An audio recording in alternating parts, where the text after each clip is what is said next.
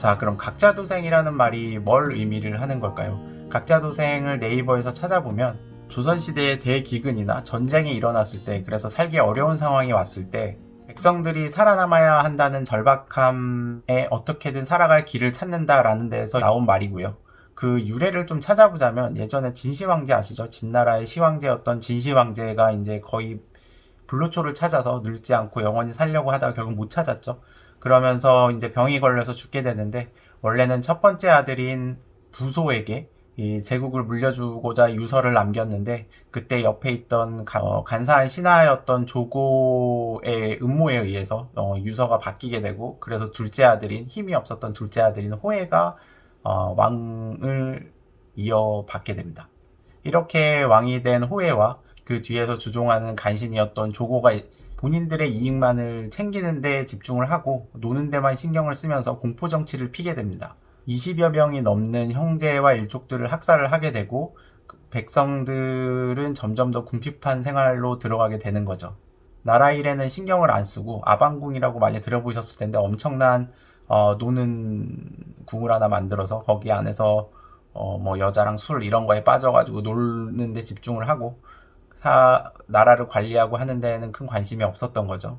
그래서 충실한 신하들도 다 떠나가게 되고 국민들은 먹고 살 게 없으니 또 뿔뿔이 흩어지면서 스스로 살 길을 찾아가게 됩니다. 여기에서 이제 각자도생이라는 말이 나오게 되고요.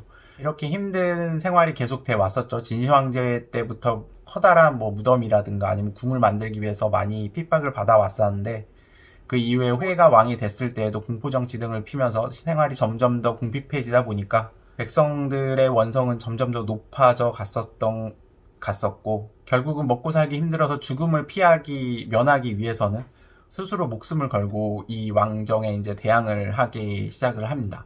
처음엔 미약하고 약하기만 했던 이 백성들의 움직임이었지만 나중에는 점점 더 뭉쳐지게 되고, 그러면서 진나라가 망하게 되는 계기가 되는 거죠.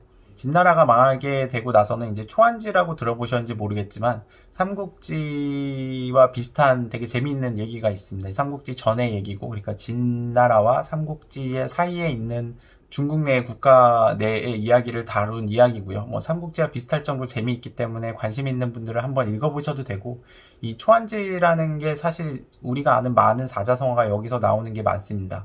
뭐 토사구팽도 그렇고 다다익선도 그렇고 금이환양도 그렇고 사면초가도 그렇고, 그리고 뭐 장기 두실 때 보시면 아시겠지만 왕 위에 이제 초라는 글자와 한이라는 글자가 있죠.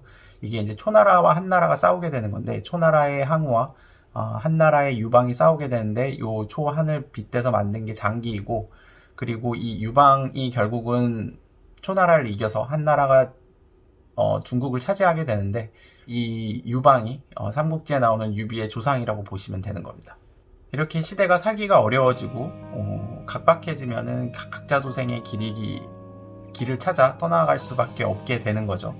국민들의 건강이나 뭐 재산이나 먹고 사는 거나 살림살이가 뭐 폭정이라든가 잘못된 정책 등으로 좀 힘들어지게 되면 국민들은 각자 살 길을 찾아가게 되고 각박한 세상이 되어가는 겁니다.